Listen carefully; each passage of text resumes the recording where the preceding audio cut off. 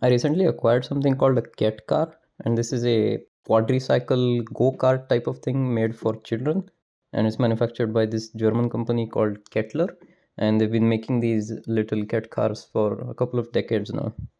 And I found this one on Kleinanzeigen, which is the German version of eBay. In the picture, it looked like it could almost be the perfect size for me. So I asked the seller its dimensions, which he graciously sent, and sure enough, they seemed suitable for my height. I agreed to buy it, and I went to the seller's place, which was in a suburb of the city of Hanau, and that's just east of Frankfurt am Main. It took me a while to reach there from Darmstadt where I live, but reach there I did. The seller showed me the cart, and he told me that it's been sitting around for about 30 years and that it's likely from the 1980s.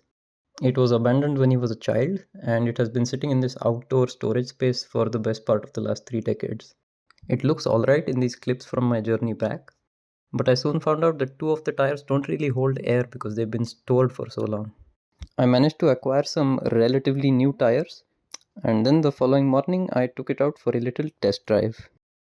Here's some footage of me driving the Kettcar around on the street, and in this state it was a little bit difficult to pedal it forwards, let alone up a slope. Turned out it had numerous small issues, but the biggest one was the stiffness in the drivetrain. So priority number 1 would be to degrease the chain, clean the gears, and lubricate everything properly. It has this manual clutch mechanism instead of a free wheel like most bicycles have, and that means you have to pull this little lever with the red handle to coast like down a slope without pedaling forwards.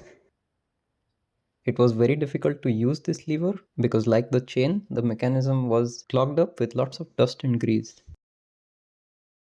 I brought the cart inside and I got to work taking it apart. This would help me clean it, and I also wanted to see how many extra parts I could remove to make it a little bit lighter.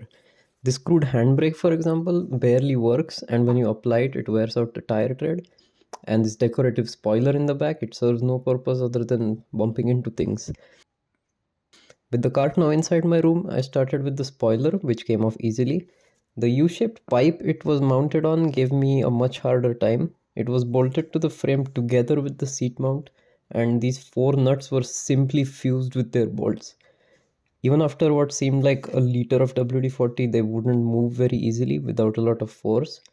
Little did I know that every other nut and bolt here was in a similar condition or worse.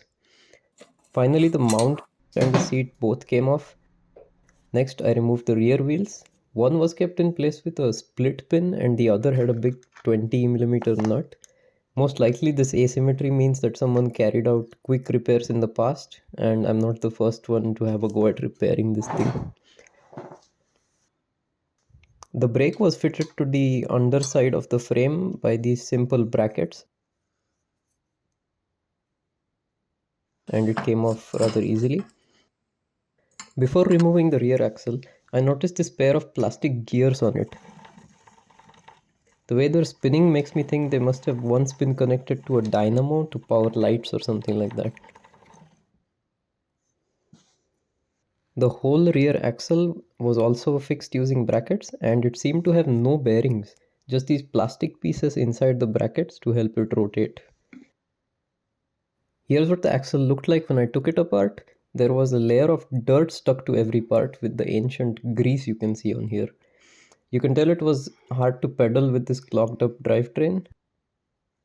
And this is what the axle and clutch looked like after I used generous amounts of WD-40 and chain cleaner to remove the dirt. With the 2 brackets and the axle all shiny, I decided to quickly clean the rear wheels since I'd taken them off already.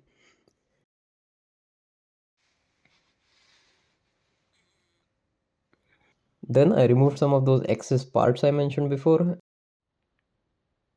and started putting everything else back together.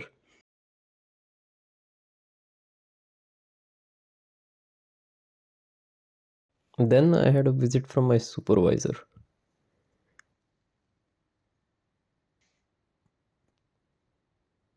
He didn't really have much to say.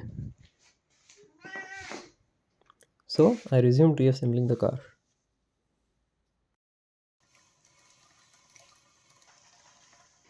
This time I mounted the seat 1 notch further back to help my legs fit more comfortably while pedaling. Another ergonomic issue is the steering wheel, which is so far forward that I have to reach it from around my knees. I plan to fix this by bending the two upward pieces of the frame further down to make the steering column a little bit steeper. And I will also somehow extend the column itself so that it comes above my knees and doesn't sit in front of them.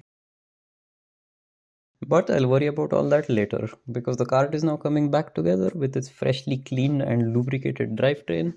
Several parts like the spoiler, the handbrake, the plastic chain guard are gone, at least for now, and this has made the cart lighter by almost 3 kilograms. Unfortunately, the weather is simply atrocious right now, and I can't take the Kettcar out for another test drive until the snow has fully melted away. Instead, here's some footage of me driving the Kettcar around in my flat, where fortunately there is no snow nor ice. Even in this cramped space, I'm finding it much easier to get the cart moving and to pedal it forward. And it's turning around better too, because I tightened some of the joints of the steering mechanism while reassembling it. It may not look like much has changed, but compared to when I first tried to ride it, the difference in the drivetrain is actually significant. Soon I will get to work making those modifications to the frame and the steering I had mentioned earlier, but that is a task for another day.